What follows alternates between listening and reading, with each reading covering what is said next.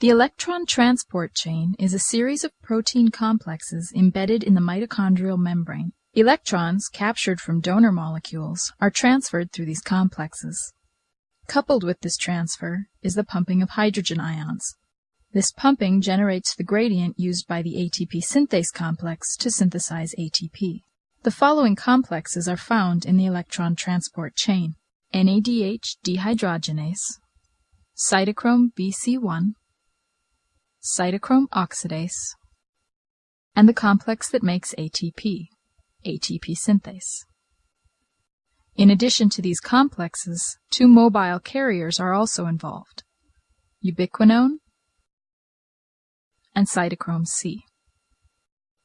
Other key components in this process are NADH and the electrons from it, hydrogen ions, molecular oxygen, water, and ADP and PI, which combine to form ATP. At the start of the electron transport chain, two electrons are passed from NADH into the NADH dehydrogenase complex. Coupled with this transfer is the pumping of one hydrogen ion for each electron.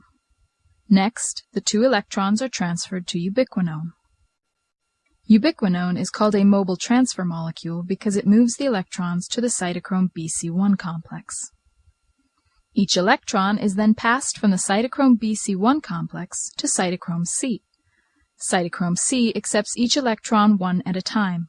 One hydrogen ion is pumped through the complex as each electron is transferred. The next major step occurs in the cytochrome oxidase complex. This step requires 4 electrons.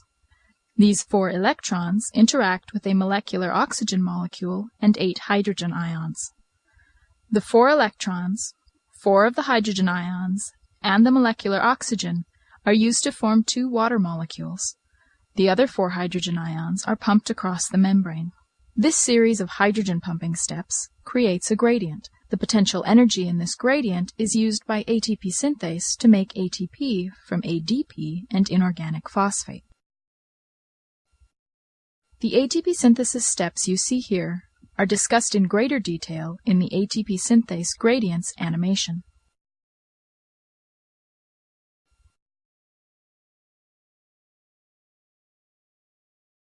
This animation illustrates 2 full cycles of electron donation.